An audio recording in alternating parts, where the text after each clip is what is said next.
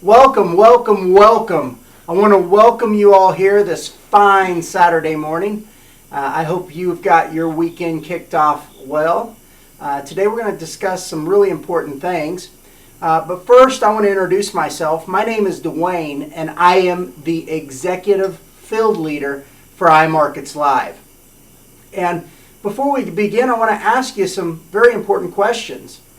Do you want to know how to increase the number of sales in your iMarkets Live business? If I could show you a way that could produce more, you would probably want to know about it, wouldn't you? Well, do you want to watch this webinar? You see, I'm sure you just said yes to all those questions. And by saying yes, you've influenced yourself in a positive way. And today's webinar is going to be about how to close more sales. But I actually want to change it up a bit. You see, a good person realizes that it's not about closing sales. A good salesperson realizes it's not about closing sales. It's really about how to influence people in a positive way. So I'm going to put how to influence people in a positive way. So how do we influence people in a positive way? How do we get people to do what we want them to do and make a decision that's good for them? Well, I live by one saying, and that's when I say something, I believe it. When you say something, guess what? You believe it. So how do I get you to believe what I'm saying? It's by asking little subconscious, subtle questions, by getting you to answer yes, yes, yes in the back of your mind. You know, I'm really big in the psychology of sales and marketing, and I learned one thing, and I'm going to share it with you today. And that one thing, when I learned it, it completely changed my life. You know, it made me a better person. It made me better at influencing people. It enabled me to build 2 multi-million-dollar companies, do things that I would have never thought possible. So, how do you influence people in a positive way? How do you ask those questions? How do you get from step A to step Z? How do you introduce somebody in the business and end up signing them up? How do you influence people in life? Maybe you want to influence your husband or your wife or your son and daughter to quit smoking. Maybe you want to influence somebody in your family to give money to charity. You know, whatever the case. How do you influence people in a positive way? Well, let's talk about that. There's 3 types of questions that you can ask. 3 types of questions, and I'm going to hit on every one of them. 3 types of questions. The first question is what's called inquiry questions. So inquiry questions. These are questions that you're going to ask people to learn about them so that you can learn what their needs are and what their wants are, and so you can tether the next set of questions and tailor those questions to fit their needs.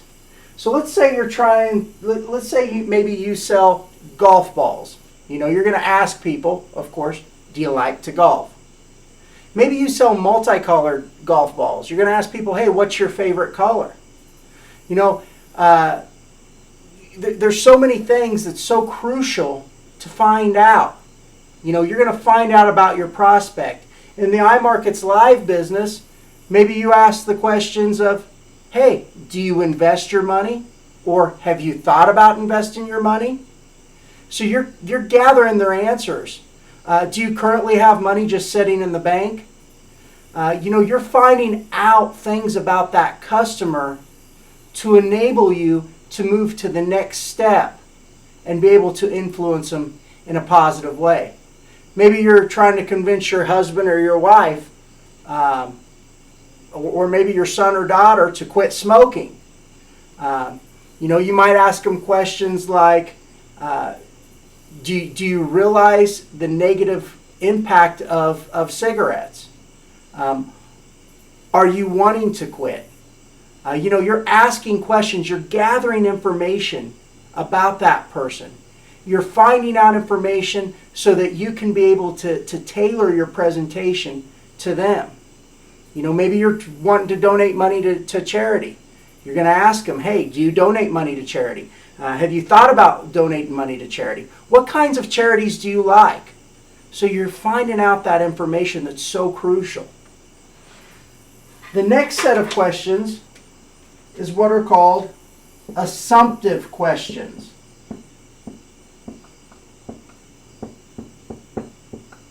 Assumptive questions. What exactly are assumptive questions? Assumptive questions are questions that you have to answer yes to. You don't have a choice. You have to answer yes. Those are those questions like, maybe you've asked people about donating to charity. What kinds of charity? Maybe they said, hey, I like to donate my money to cancer research. Or maybe they said, hey, I had a family member of mine pass away from cancer. I'd really like to donate some money to cancer research. So you're asking them questions.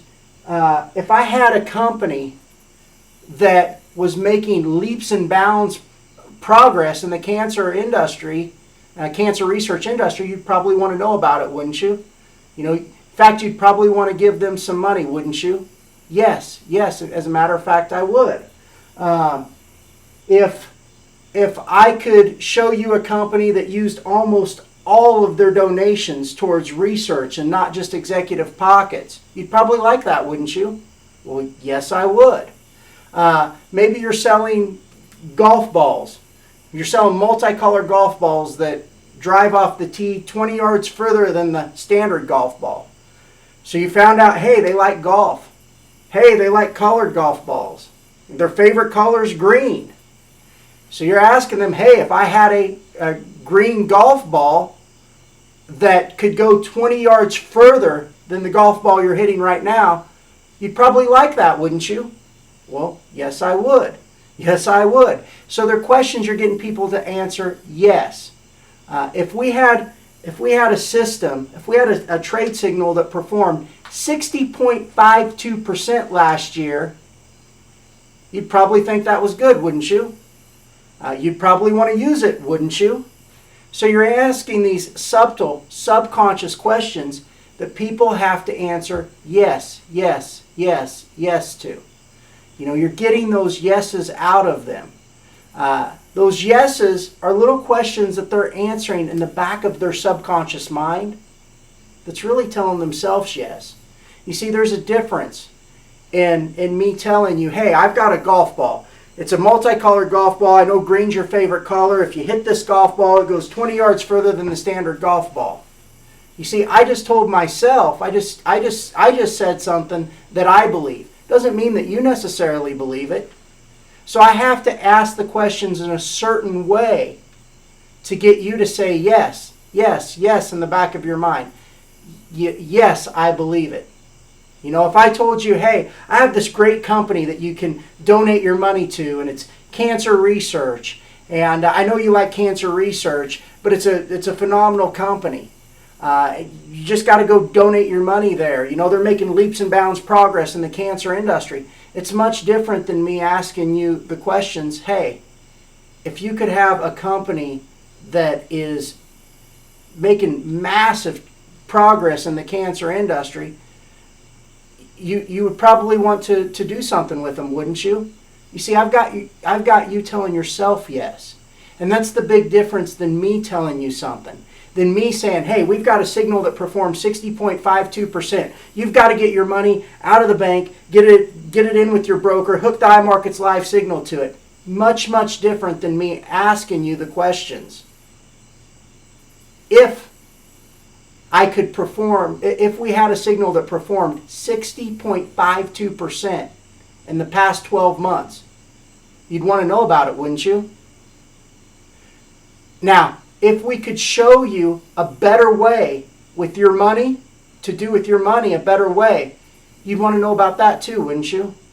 Well, yes, I would. So it's really getting the customer to say yes, yes, yes in their subconscious mind. Instead of you tell them, let them tell themselves. Think of a way that you can ask those questions instead of just talking to people and telling them what you want to tell them. Think of a way that you can ask those questions where they have to answer yes in the back of their mind. That's assumptive questions. The third question is what we call a sharp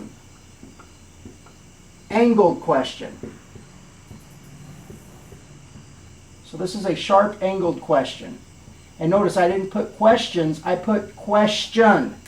It's a sharp angled question. So you've gathered the information that you need to be able to tailor your presentation to that prospect, to be able to set up your assumptive questions. You've asked them those inquiry questions. What appeals to them? What do they want? You've gathered that from them. You've asked the assumptive questions around what they want and say, hey, if I could do this, it'd be good, wouldn't it? You'd probably like this, wouldn't you? You've asked those assumptive questions where they've said yes, yes, yes. In fact, you really want to get them to say yes as many times as you possibly can in the back of their mind. Then this third question is what's called a sharp angle question. And what that does is it brings all those subconscious questions to light. And it lets the person make a conscious decision.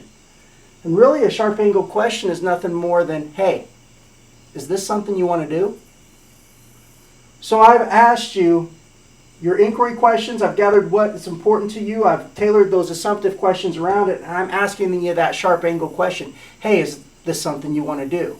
And that, of course, can be asked in many, many different ways. You can get creative with how to ask that particular question. But really, it's just a question of, hey, is this something you want to do? It's a question that people have to consciously answer and bring these assumptive questions to light. And that's really how you influence people in a positive way. It's really easy to do. And you will get better at it as you go along. As you go along in life.